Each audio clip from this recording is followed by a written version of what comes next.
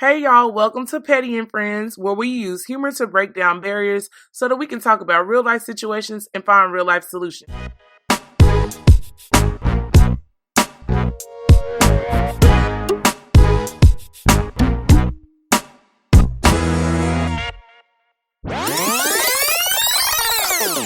Alright, so I'm here with James Elems. I feel like I've been knowing James forever. Hey, that's that Eastside connection. Even though I'm from the South Side of Fort Worth, though. Hey, you know, I was on the East Side for a little bit, though. So I was raised everywhere. hey, Fort Worth is all fam, man. So how's everything going, James? It's going pretty good, each day, just trying to get better. Yeah, that's the key to life. Trying to get over these bills. Definitely. Payday just hit. That's the only thing that's consistent. Bills. Payday be gone before you even get it. Yeah, but we are both from Fort Worth, Texas, and I feel like I've been knowing James forever. I'm from the South Side, as I just mentioned, but the East Side is near and dear to my heart because I went to Meadowbrook Middle. So what middle school did you go to? I went to Hanley. Hanley? See, what happened was I started off at West Hanley, and I was supposed to go to Meadowbrook, but I moved right before I was supposed to go to 4th and 5th grade, so I ended up going to Hanley because of where I stayed. So. Oh, okay. So then that means you went to Eastern Hills. Yes. Good old Eastern Hills. Highlander. They were our rivals, Bulldogs. Bulldogs. Man, hey, y'all kept putting us out the playoffs, man. Y'all heard that? We kept putting them out the playoffs. You played sports in school? Played a little bit of basketball, but up towards the end, I started stepping. I was a Showtime stepper. So, they were the realest. I can't get in front. The realest in the DF Dub. Tech was the first, but we never got to Showtime stepper status. That's probably why I feel like I know you. Yeah. Because I was all in the stepping realm. Yeah, from BET to Stomp Wars to, state. I mean, we got, kind of messed out of a state, first place, but it's all good. Y'all see how James trying to stun on me? BET to state. Nah, that's what's up. What did you learn from being on the step team? We had a lot of discipline. That was where I learned a lot of discipline because if we wasn't playing, passing our classes, if we weren't acting right in class, we couldn't step. Mm-hmm. And I had never done anything like the step team before, like dancing and all that. It wasn't me. It just kind of came out of nowhere. So once I actually got on there, it was actually a great experience for me. It actually brought me more out of my shell. I mean, all through school, I was kind of just one of those real laid back people. I mean, I'm still laid back, but I have my times where, hey, it's showtime, so we need to, go. So, it was a really good experience for me. Do you think that being a Showtime stepper set you up for college? Yes, in a sort of way. When I was at the step shows, it was my first introduction into Greek life. Okay. At that time I didn't know what Greeks were. I didn't know what they were doing. I just used to see some dudes in red with some canes. They was always at our step shows. I was like, what them dudes doing? Who are they? Are they in the show? I ain't never seen that before. But I guess Kappas were the first ones I had ever seen, as far as Greek life. So that's very interesting. Kappas were the first ones you seen. Yeah. Was your sponsor Greek though? To be honest with you, no. But our Showtime Steppers were actually founded by Sigmas. Wow. I never knew that. They were actually, I think before they was Showtime Steppers, I want to say that step team name was Beta Sig or something like that. Wow. I never knew that. That's crazy. We were founded by an AKA. Really? How crazy is that?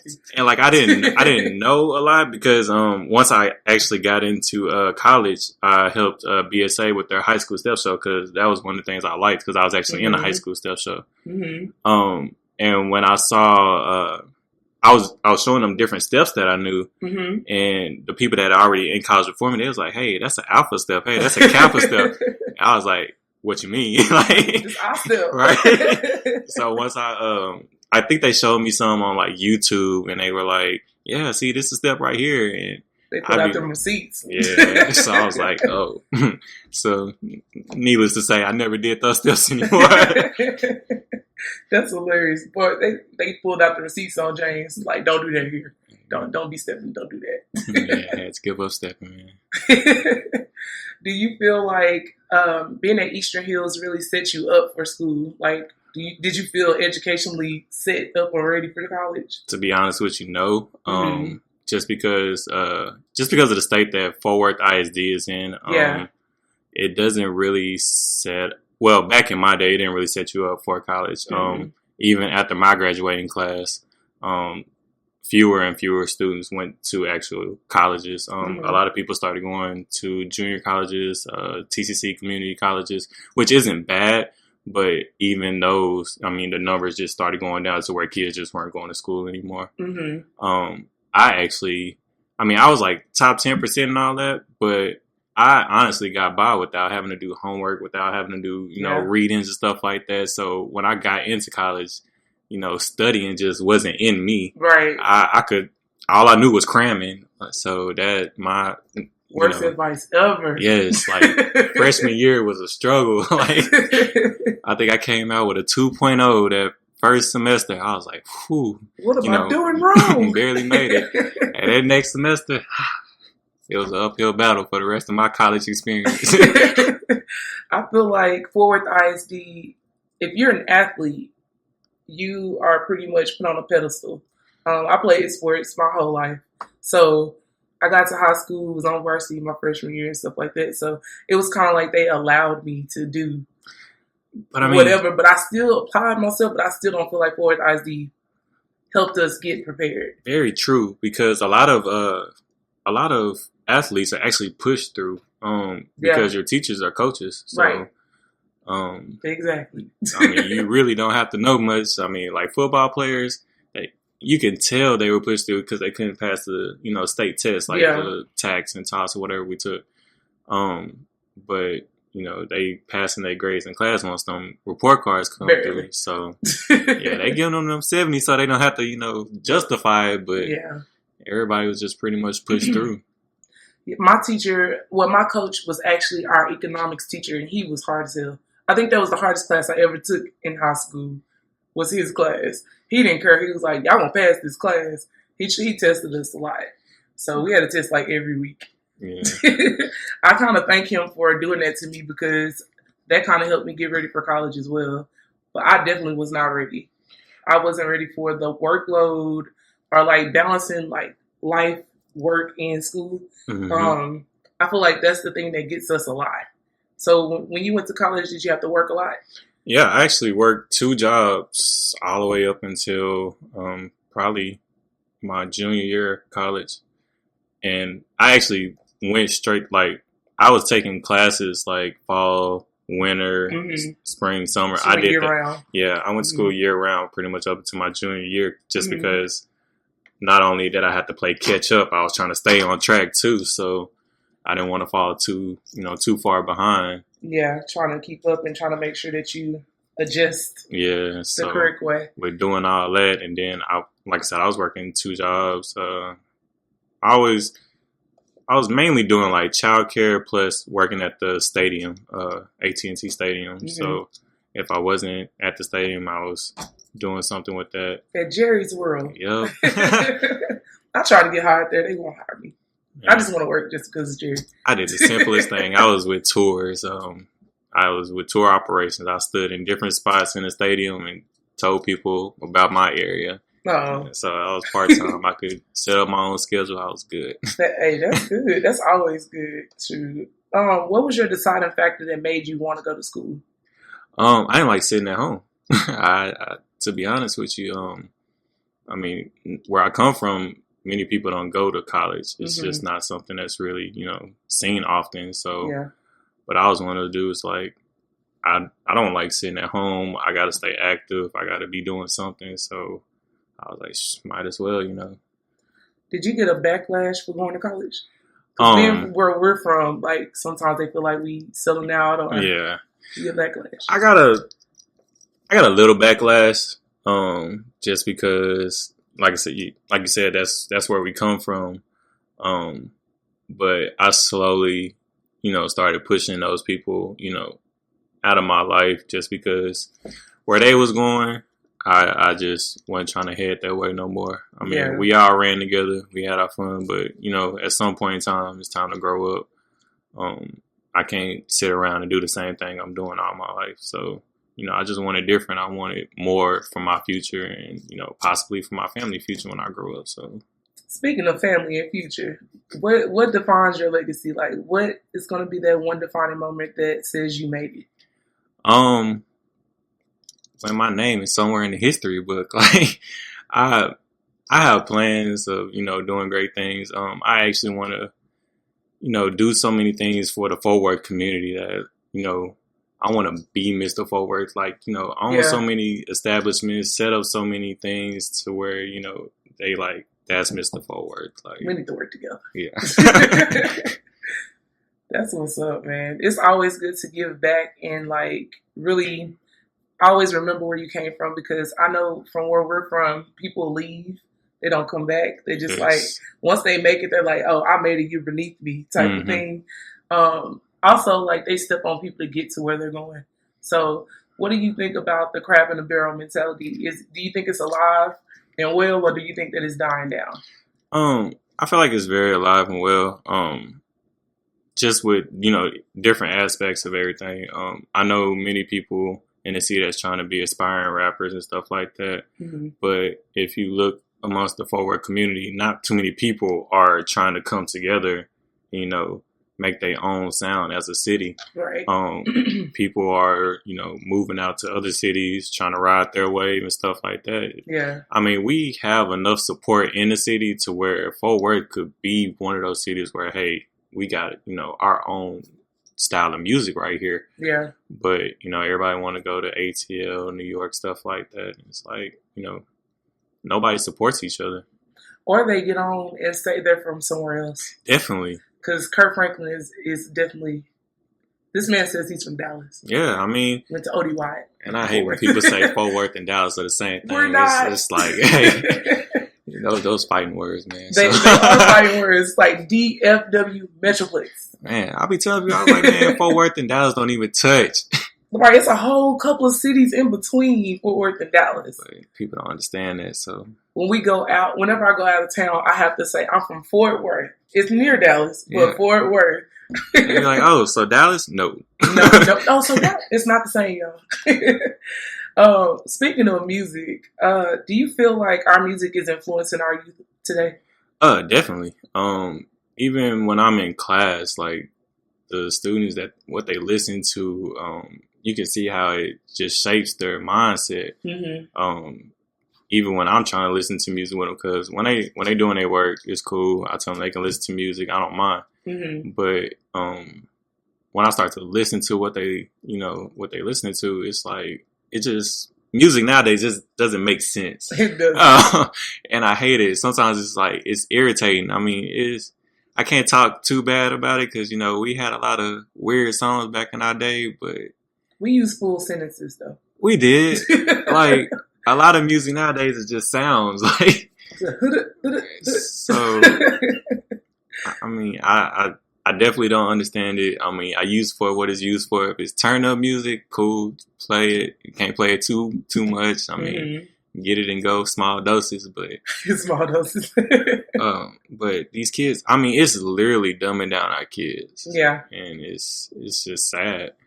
It's very sad. I feel like back when we were in school, we had people like, I mean, we had the old school music our parents still introduced us to. Our grandparents were grandparents, like aged, grandparent age. They weren't 30, I think that we also got a lot of influence from having MTV and BET. Like, for us, a video was everything. Yes. Like, rush home to watch top 10 lists. Yep. Like, they don't even have it anymore. You have music TV, and it don't have any music on it. Exactly. It's kind of crazy. Like, I really feel like we're losing all of our after-school programs and after-school activities and fine arts. So I feel like it's really making the kids not care about what music is like. They don't. But a lot of kids, they pretty much watch themselves nowadays. Like, as parents started getting younger, so, and once you start pushing your kids off onto your parents, they've already been through, like, grandparents ain't trying to take care of no more kids. So right. It's just and took care of your kids, your cousin kids. It's just a never-ending cycle right now. My grandma was like, "Nah, bro, you had them kids, you just to raise them." We went out there on weekends. Like my granny lives in the country, so we had to go help her with the animals. Real country out here in these streets. Right. I had a horse and everything, y'all. My horse died, but it's okay. My horse's name was Hoops. Right. But yeah, we had all kind of responsibilities, and I think that's part of the reason why our kids are getting lost, because they don't have any responsibilities. Like you said, they're raising themselves. So I feel like we definitely have to be the ones that bridge the gap, since we are young enough that we can be cool enough with them, but we old enough to know something. Like I'm about to be 30 this year. Oh, how old are you about to turn? I just turned 25. Oh, look at you, man! I'm quarter century. No, I think it's important for people from that 24 to 35 range to be active in our communities, because kids aren't going to listen to their parents. They don't. That you can say the same thing their parent just told them, and it'll sound different coming from you. And it does, and I see it when I'm at like the schools, because the kids they won't really listen to like the older teachers, the older teachers, but then they send them down to my class. I'm like, hey man, what's going on? I'm talking to them, they be like, man, Mr. J, they doing this, and that. Like, man, if you don't just sit down somewhere, sit down somewhere. It ain't even that serious. It's not. What do you think is the biggest challenge they'll face? Communication. That's a good, yeah. Because kids don't know how to socialize without like social media, technology, and stuff like that. They don't know how to hold conversations. Yeah. They barely know how to write. They taking it away. Yeah. Everything's digital. You know what killed me? They a lot of schools don't teach cursive handwriting anymore. They don't. It's out of there. So, I mean, I'm asking kids, like, how are you supposed to sign something? Like X, like the old days. just press here. We got to stamp. Let me stamp this paper. That's crazy. But, I mean, kids, like, they'll be sitting in class. They won't talk, but they'll sit there and text each other. I'm like, man, you right here. What are you doing? Snapchatting each other. So, it's technology has taken a lot away from, socializing. Kids don't go outside as much. Why? When I can take a picture of the outside. Right. Watch kids play outside on YouTube. Like. So you already said that social media is hindering our communication. So do you think that it's breaking relationships as well, since it's hindering communication? If you let it. Because I see a lot of people trying to pull their relationships off of social media. Because it can, I won't say it can be a burden, but sometimes, people are very petty nowadays. So they are. They don't use it for good. Yeah. So I just feel like with relationships, depending on who's on there, or who's on your social media, it can definitely be a problem within your relationship. But I mean, if you're a good, wholesome person, it doesn't really. How many of those are in the world? Man. What is that? What is wholesome? Right. I'm wholesome-ish. That's what they say. Man, I appear to be on my IG. That's what they say. Our generation don't know what a relationship is. They don't know how to talk. We talk. What is talking? I hate the talking thing. Like, dating was replaced with talking. But they don't talk. I don't even understand what the talking is. Like, it's just, I don't know who came up with that. That's like a whole phase in between getting with somebody is, we talk. We talk. But what do you talk about? Nothing. Nah, we don't talk. We text. Yeah, right. We text. But we can't write in real life, but we text. Man.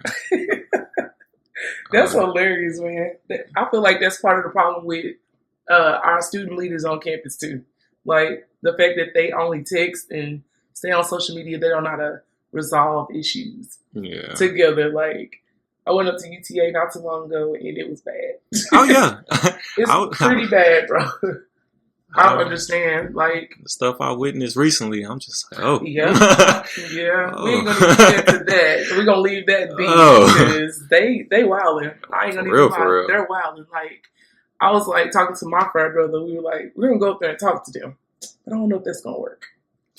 and we get like a whole gang of Greeks that cross like when we crossed, maybe they'll listen. Mm-hmm. What you think? I mean, I went to the Black Leadership Institute because you know Dejan. Mm-hmm. Dejan and Tierra was speaking, so I went up there to watch them. I didn't know they were there. Mm-hmm. And a lot of older Greeks and a lot of people that graduated before me, they were all talking, and I feel like that's something that would work. I feel like the alumni definitely need to come back and get more involved in what's going on campus. Just because it's not going in a negative direction, but it's not necessarily going in the right direction. I mean, I feel like the alumni could, do a lot more to help with it. Yeah. So they're basically just there. Yeah. There's no movement. Yeah, definitely. Since we talking about Greek life, tell me why you chose your organization. I chose Omega Psi Phi Fraternity Incorporated because they were the realest dudes that reached out to me. I can hear you that. My roommate at the time, Dolan Mayo, he was actually one of the we went to the same interest meeting. Mm-hmm. I didn't get to cross with them dudes. That was my freshman year. Hey, GPA wasn't right. Mm-hmm. Couldn't do it. But I got to know the dude that he was online with. And some of those dudes are some of my closest friends to this day. Mm-hmm. But just looking at, like I said, I knew nothing about Greek life coming in. So just doing research and, wanting to leave the best legacy possible, I chose Omega. It's a good one to choose. I'll say a lot of my good friends are Omegas. Tim Brown is my best friend from high school. Great dude. Prom king and queen together, everything. Like, that's my bro. And I love Omega Psi Phi. Some of my favorite people, James, DJ, and Kelsey. Hey, boys.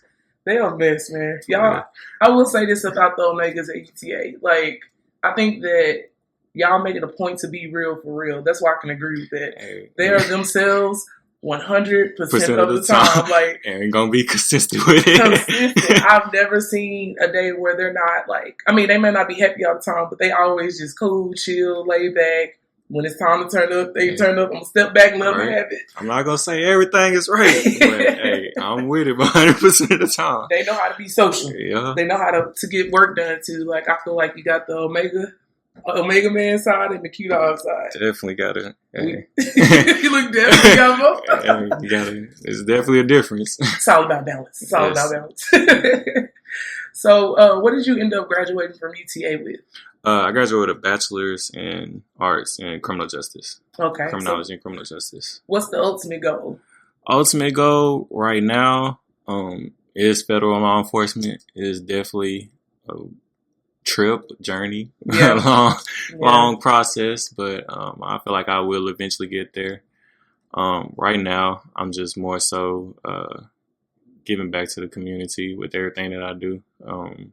I've always been big on service. Even with joining Omega, I've always been big on service. Anything for the kids, I'm pretty much there. So that's just been a big part of me. I've been working with kids since I was a kid. So. Right. It's so crazy how it's so natural how you just like transition into it. Mm-hmm. Like it just happens. Like you didn't just go out and say, "Oh, I'm gonna work with kids today."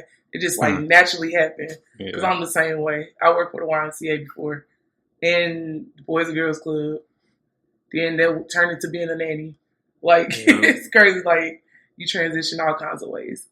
But what other organizations were you a part of in college?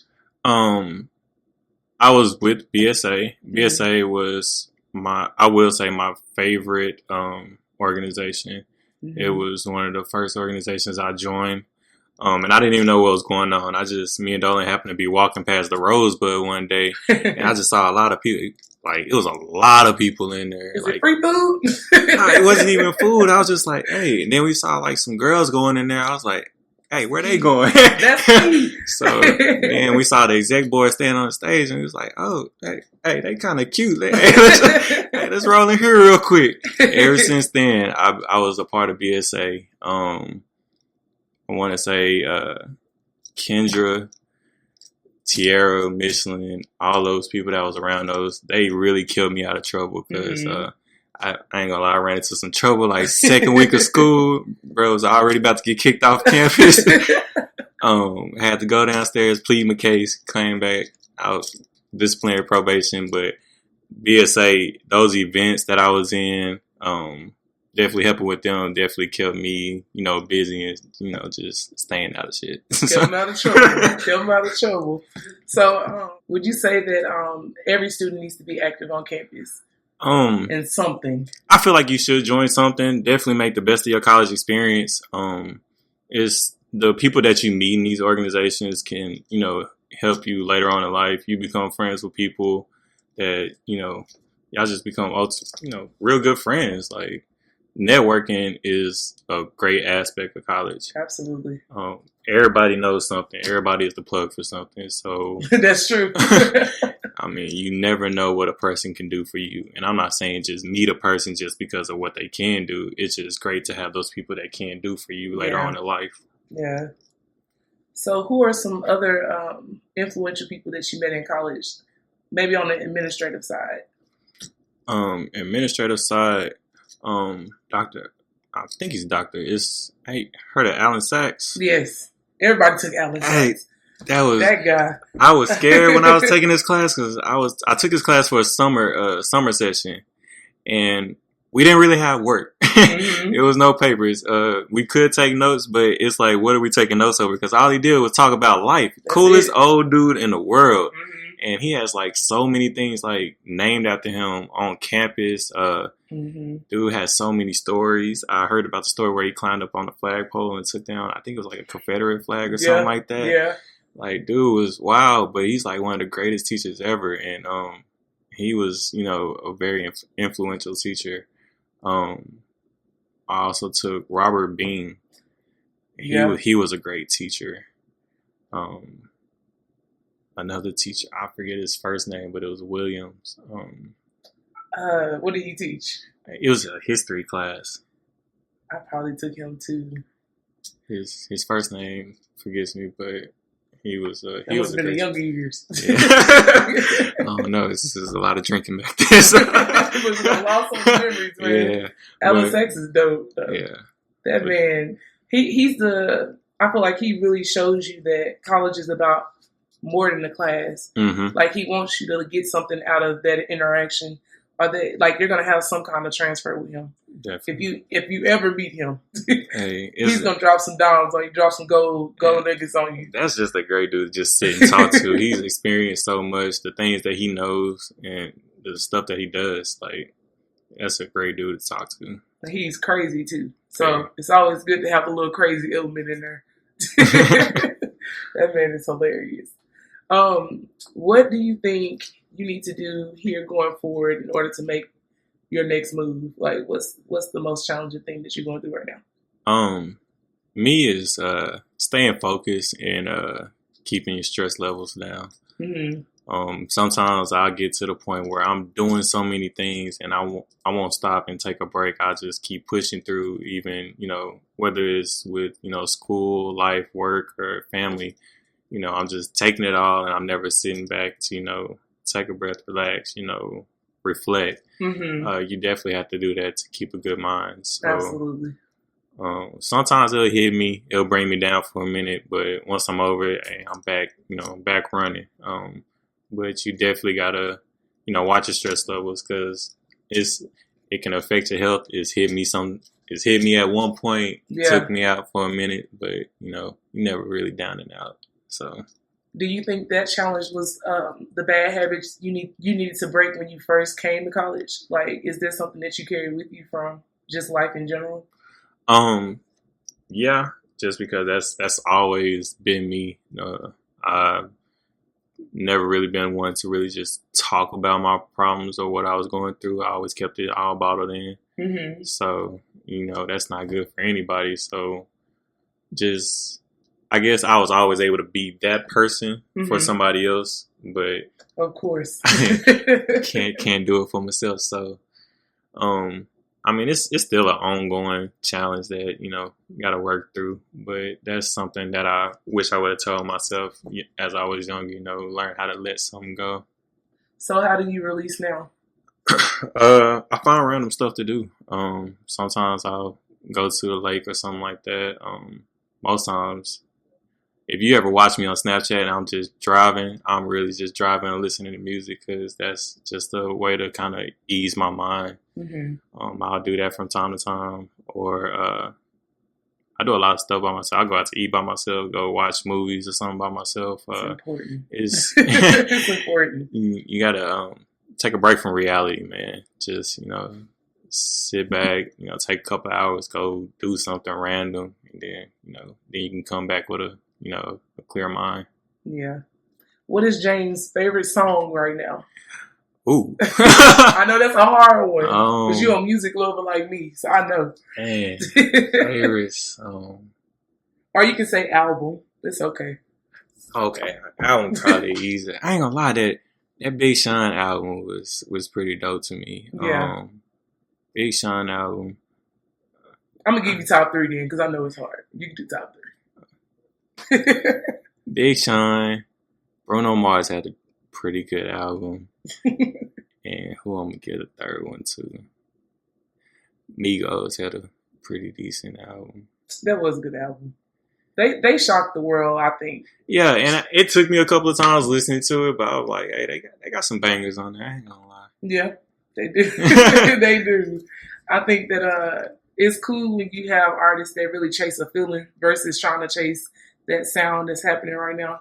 And I feel like Bruno did that, and Big Sean definitely did that. Yeah, and I put Big Sean first just because I like a lot of imagery when I'm listening to music. So people that can kind of tell stories or make me visualize something, I definitely listen to those type of artists. Mm-hmm. I listen to Big Sean because I feel like he shows you that he was where we are, and he always has he has an ending to each story on each song. So it's a message in each song. So that's why I like Big Sean. And he is real. You can tell that he humble. Mm-hmm. You can really tell that. From when I saw him live, I felt like he was very, Now, if I just need something to turn up to, I'm probably going to put on Kevin Gates over everything, right? Yeah. Hey, free Gates. Please. We need some new music. Free Gates. But it's either going Gates or Dolph is probably my go-to, Young Dolph. So I can agree with the Kevin Gates. I listen to Future sometime, but I just can't. Hey, I can't, bro. My thing with Future is he has some decent songs. He got some great songs, but the whole album, it's just hard for me to give him kudos for the whole album. I mean, more songs on there are cool. The last Future album, cool. But I can't. It's not one of those I could just play all the way through. I'm gonna have to skip a couple. So we don't like skipping. No, so I'm not a hype beast. I'm not gonna say Future just the hardest thing out there, but nah. But I mean, Mask Off come on, I'm in that thing. So everybody like that song. I heard that song a million times with these probates. Yeah, so I mean, Future do his thing though. Yeah. Speaking of probates, it's probate season. Man, it used to be super exciting for me, but it's not anymore. Man, I'm sorry. I don't know what happened. Greek life is pretty interesting nowadays. It's sad. I've witnessed these last couple of probates, and they've been something else. Missing the mark. I don't even know what's the point of them nowadays. I think people just getting up there to diss other people. I don't be hearing information. It's barely a good show. The enthusiasm lacks. The planning lacks. What? This is bad. The preparation is horrible. So, I mean... and as a pro fight, how does that make you feel when you just show up to a probate and you just don't hear your information correctly? It's just like, I came here for this. It's like, I'm here to support, but it's like, hey, you had me come all the way out here for this? Like, it's, I don't know. I wish people...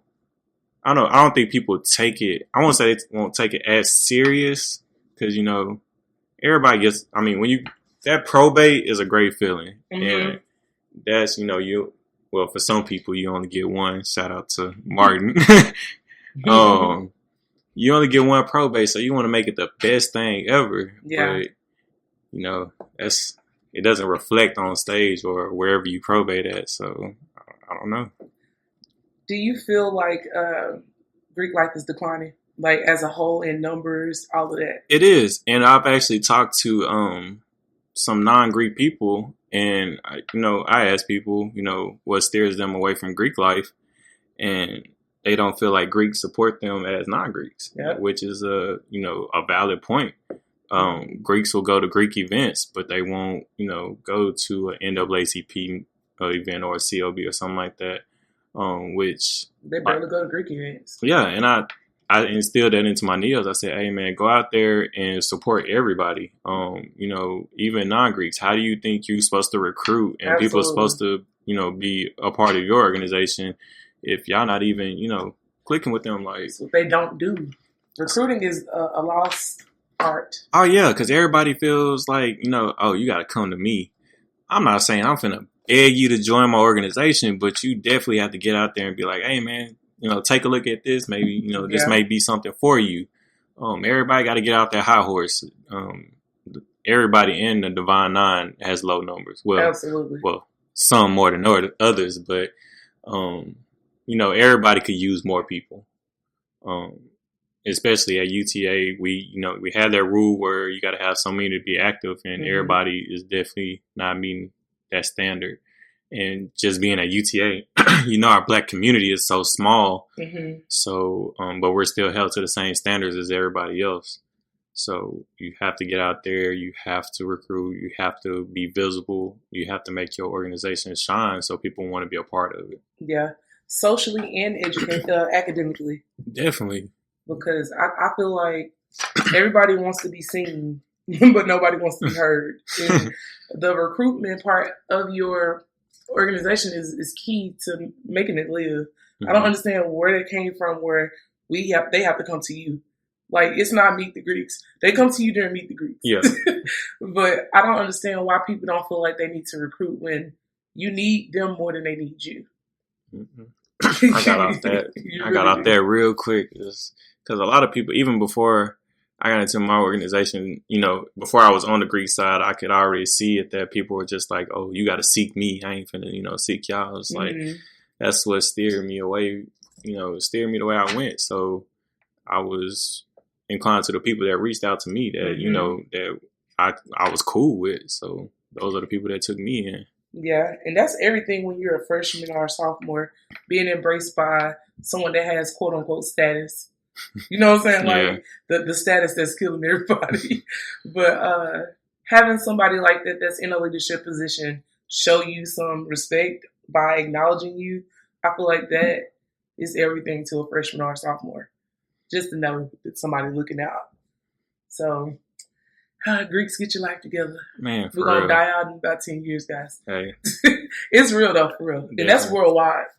I mean, I've been to certain meetings where I've been told, certain organizations probably won't even exist in the next 20 years. So, I agree. And that's like, definitely a real statistic, but it's sad because we should definitely, as a, Black community, be able to flourish. Yeah. But not only are they not going to MPAC, they starting to move out to like MGC, IFC. Mm-hmm. There's no reason why they should be moving that way and don't want to, join their own. I'm not saying it's wrong. I'm not saying, to each his own. Yeah. But, it's a lot of history. It's a lot of great things behind these organizations. So, I have a theory. I feel like Greek life is low key under attack because when you think about all the stuff that's going on in the media, especially like the Ohio killings, all of that, they kept throwing up the picture with him throwing his hoods. Yeah. Anything that's going on is always somebody that's Greek, or they make sure they make a point to demonize us as a Greek. But another thing, I think a lot of people are scared of the unknown. Yeah. They go off a lot of what they hear and what they think they know, what they think they seen. I tell no GDI, don't ever ask me about Bernie Sanders. Please. don't ask me nothing about that movie. So I haven't even seen the whole thing, but from what I watch, I'm just like, man, don't even ask me. Too much, man. like that could be somebody's story. But look, don't ask me about anything. Not everybody's story, man. So, I like people. I've seen somebody say they know what goes on in a fraternity, but I'm like, you don't know what goes on in a fraternity because you're not in a fraternity. Right. So don't tell me how, things are running over here. Don't tell me how things are, going on behind closed doors over here because you're not on this side. So you can't even get in. It's different with every organization, I feel. Every chapter, every school, it's all different. I mean, everybody has their own process. Definitely. Process is necessary. I believe in the process. I believe in the process. It teaches you a lot. Be humble. Yeah. Humble, time management. Time management. Oh, sorry. That was funny. You definitely going to learn a lot during the process. So, you learn how to study? Yeah. Study habits was real. Real. Well, you learn how to multitask. Yeah. Do you think that that's the problem with Greek life? A lot of people skipping the process? Yeah. And because you can see it in some more than others, just because of how they act when they, once they do get their letters. Yeah.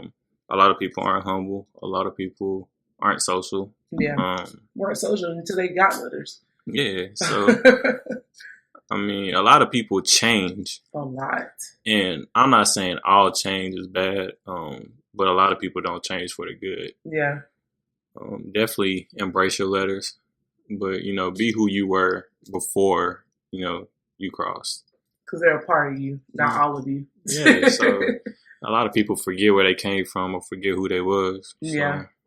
That's crazy to me. I never understood that either. Mm-hmm. How do you forget a whole person? The whole person you were before. I don't get it. But that attention will do something to some people who aren't used to it. Mm-hmm. Like didn't know who they were before they went Greek and all that good stuff. So it definitely will change you. So do you think that the Greek community is very, very active when it comes to Black Lives Matter and police brutality? I see Greeks that support it here and there. Mm-hmm. I would just like to see, with that, support it the right way or support it with facts. Mm-hmm.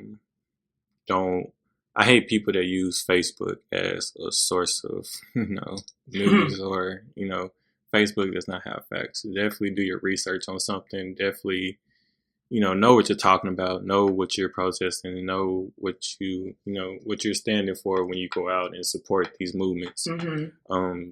Don't just be out there just for the cameras. Because that's what they're doing. Yeah, so, I don't have a problem with people supporting it. I just want people to support for the right reasons. Do you think social media is making it easy for people to be bandwagon supporters? Like, definitely. Hashtag supporters, I should say. Yeah, like, man, like, social media just, it helps, but it hurts. Mm-hmm. It definitely helps in the sense of gaining your support, but it hurts in the fact that people only use the stuff that's on social media as, their proof or their facts. Like, nah, go pick up a book, go read something. Like, go watch the news. It still comes on. It still comes on. The newspaper come every week. Right, every day, actually. So, it helps, but it hurts. Yeah, like anything that's forward moving does that. Something's always going to get lost. And that's sad because it's communication. Speaking of that, what about this writing? How you been doing with writing? My poetry and stuff. Mm-hmm. Oh man, I put it on hold for a while. I actually had some. I think the last thing I wrote was a Black Lives Matter poem, and they actually they used it with. I think Cass used it in a little show that they did. They blew it up. Mm-hmm. But I haven't wrote in a while. I'm working on something right now. I'll probably put it out there later, but it's still in the works. But writing is definitely another form of me, focusing myself. Anything that I'm going through, I can always, put the pen to the pad and, come up with some pretty good stuff. especially being a black man in America right now. Man, I have a poem about that too. So it's definitely, I put my life into these things. So anything that I'm really going through, it's easier for me to write about. Yeah. What would you say to someone that's feeling like they're just beaten down, like they can't do it anymore right now because of how that situation is? It will eventually get better. Reach out. Talk to somebody. Keeping to yourself is just not safe nowadays, especially with the high awareness of suicide. Mm-hmm. You definitely have to reach out to somebody, and that's going to people also reaching out to other people, check on you people. Mm-hmm. I know I'm bad when it comes to texting people sometimes, or talking to somebody I haven't talked to in a long time. And it's not to say that, you haven't crossed my mind. It's just I get so caught up in what I'm doing, I'll forget to send a text or something, but I will randomly text you somewhere and be like, hey, what's up? I was just thinking about you. Or, sometimes I watch people it sounds kind of creepy, but you watch your friends from afar. Like, yeah. Like I tell certain people, I had a homegirl, she moved to New York. And she's like, are you going to, keep in contact? I said, honestly, no, but I'll still, watch you, like, from your post on Facebook and stuff. I know you okay. You post snaps. I know you still alive. If I got some downtime, I may send a text and say, what's up? But I'm a hard advocate of out of sight, out of mind. So, oh, dang. Out of sight, out of mind. So if I just happen to scroll across your thread and I'm like, oh, let me, I mean, it really just happens like that. Let me contact them today. I saw you today. I'm getting better with it, but I mean, it's a work in progress. I mean, you being real though, because a lot of people do that. Like, I feel like I do that to a certain extent. But you when you're so busy, you have to try to focus on what you're doing. And I think a lot of times we allow ourselves to get way too busy.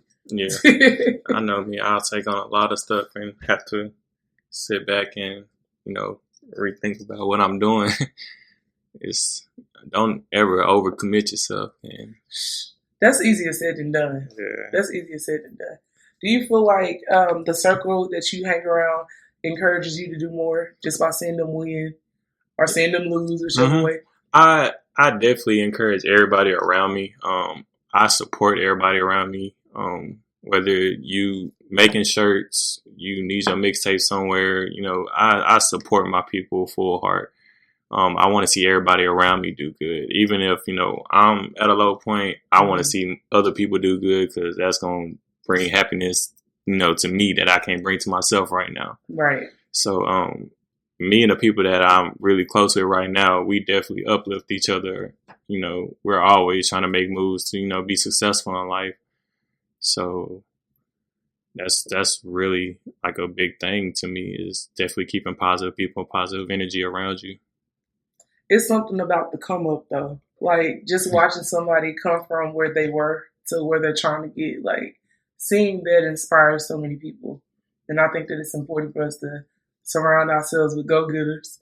We can't have no lazy people on the team. Definitely. I mean, you wanna be who you hang around. So, you want to be a millionaire, go talk to a millionaire, surround yourself with people that want to be millionaires. Y'all all working to achieve the same thing. Mm-hmm. Even with life, I have a few of my brothers that, just recently married, people on their way to marriage, people that's already married. Yeah. And, if you eventually want to be married one day, you got to learn from them. Yeah. Marriage is everywhere. It's like in the air. Like for real. All my friends are married, and they like, bro, the clock is ticking. I say, your clock is ticking. Mine is just fine. I feel like I can't do it right now. And I know I can do it. I used to think I could, but yeah. You feel like that's being selfish when you say, look, I love everybody, but I just don't want to be married right now. I wouldn't be a good. It's I not wouldn't be a good spouse right now. It's not selfish just because when you finally do get to that point, you want to be the best person you could be at that point. Right. I mean, even working towards that, I mean, everybody's not going to be a finished product once you find them. Right. But shit, I want to be damn near close as possible once I get there. You want to be good, at least be like, I'm securing myself enough to say that I'm ready to be married. Yeah. Like, I mean, it's nothing wrong with growing together. But in today's society, people don't even know what dating is. So I don't talk. Yeah. So I don't think people are ready to grow together. So just go ahead, grow separately, and maybe hopefully separately. Is dating different from high school? I mean, not high school, college, and real life. Like, is it completely different now? It is. I had one girlfriend when I was, first got into college. We'll move past that. And then my last girlfriend, we were together, 3 going on 4 years, which was, a majority of my college. So seeing how things were then, and then, compared to what we could have been doing now, it's like back then we had so much to do to where it's like we had school, we had work, but to find a time for the things that we did, it was cool. I mean, still being broke college students, we still, found some cool things to do. But now that everybody, is graduated and we have, all this time, but, it kind of sucks that we're not together. But it's like dating in college, certain things are acceptable. Yeah. But once you get into this real world, you got to step your game up. But yeah, that's true. I kind of pulled away from all that. I tell people I don't really date right now because, one, people don't know what dating is. But 2, females be kind of, hey, I don't know what these new wave of females on, but they trying to play the game, and I ain't with all that. You hear that tone change? Females be tripping. Only because I know certain females, and I look at what they do. Yeah. And you're not finna use me for a free meal, no free outing, no.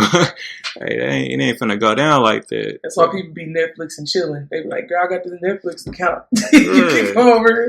So, I mean, if people really understood, not even dating, if people understood what courting was. Oh, yeah. I would definitely be all for, hey, shoot your shot. But, hey, right now I'm still on the bench with my warm-ups on.